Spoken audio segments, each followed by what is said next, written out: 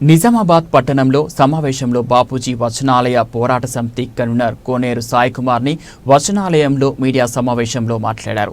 ఆయన మాట్లాడుతూ బాపూజీ వచనాల పాలకవర్గం అధ్యక్ష కార్యదర్శులు నిర్వహించిన పత్రికా సమావేశంలో ₹1 అవినీతి జరిగిన రాజీనామా మేము స్వాగతిస్తున్నాం. అసలు సమస్య రుసుము సభ్యత రుసుము 3700 చిల్లర పెంచడం, పోటీ చేయడానికి 5 ఏళ్లు అనే నిబంధనని ఎవరిని అడిగి చేశారు. అదేవిధంగా షబ్బీర్ అలీ గారు ఫండ్లో నుంచి ఇచ్చిన 25 లక్షలు వచ్చాయి.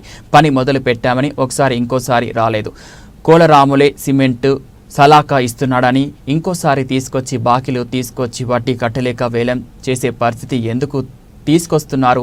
అసలు బాపూజీ వచనాలయంలో వస్తున్న కిరాయిల ఆదాయం ఎంత, జమ ఎంత, ఖర్చు ఎంత సభ్యులకు తెలియజెప్పరా? బోర్డుపై రాసి పెట్టారా? అంతా మీ ఇష్టమేనా? ఎవరిని అడిగి లైబ్రరీని డిజిటలీకరణ చేయాలని భావించారు. పరిరక్షణ కమిటీ కన్వీనర్ గా, అంతేకాదు హైకోర్టులో కేసుంది. వీళ్ళు అధ్యక్ష పదవికి పోటీ చేస్తే వీళ్ళు 5 ఏళ్లు 2 ఏళ్లు నిబంధన పెట్టారని ఎవరిని అడిగి నిబంధన పెట్టారు? అది తప్పు అని నేను హైకోర్టుకి వెళ్ళాము. హైకోర్టులో రిపిటిషన్ నంబరు 341337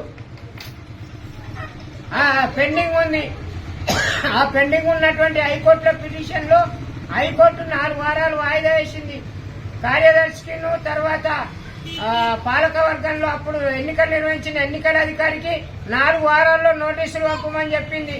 4 వారాల్లో మీరు నోటీసులు కౌంటర్ అఫిడవిట్ అక్కడ సమాధానం ఇవ్వకపోతే కౌంటర్ అఫిడవిట్ ద్వారా కోర్టు రేపు ఏం చర్య తీసుకుంటుందనే తెలుస్తుంది. అసలు కేసే పెట్టలేదు కోర్టు. అసలు కేసును తీసుకోలేదని తప్పుడు ప్రచారం చేస్తున్నది మీరు. మీ క్యారెక్టర్ అనాలిసిస్ చేయొద్దంటారు. మేము గతంలో సారా చేసినామా, కళ్ళమ్మినామా, అవి వ్యక్తిగత కారణాలు అంటారు. దీనికి వ్యక్తిగత కారణాలు కాదు, మనిషి ఎలాంటి వాడు, ఆయన ప్రవృత్తి ఎలాంటిది అనేది అనాలిసిస్ చేయడంలో తప్పు లేదు. అడుగుతారు ఎవరైనా 10 మందిలోకి వచ్చిన తర్వాత. కాబట్టి తక్షణమే జమ ఖర్చు వివరాలు ప్రకటించండి.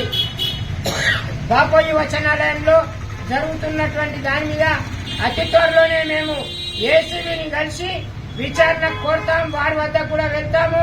అసలు 10 ఎకరాల స్థలం ఏమైంది, అసలు ఎన్ని దుకాణాల్లో ఎన్ని కిరాయిలు వస్తున్నాయి, జమ చేసిన పైసలు దేనికి ఎంత ఖర్చు పెడుతున్నారు, పుస్తక భాండాగారంలో ఎన్ని పుస్తకాలు ఉన్నాయి, ఎన్ని లేవు అందుబాటులో, అవన్నీ కూడా విచారణకు ఆదేశించాలని మేము ప్రభుత్వాన్ని కోరుతున్నాము. దాన్ని ప్రభుత్వమే గ్రాంట్స్ తోని పెద్ద ఎత్తున దాతలు ఎవరైనా స్వచ్ఛందంగా ముందుకొస్తే తీసుకోవాలని, అప్పు చేసి పప్పుకూడు తినేటువంటి పరిస్థితులు ఈ పాలక వర్గం చేయొద్దని, ఇంకా ప్రజల్ని తప్పుదో పట్టించడానికి మేము నీతివంతులమని, మేము సత్యవంతులమని చెప్పడము ఇది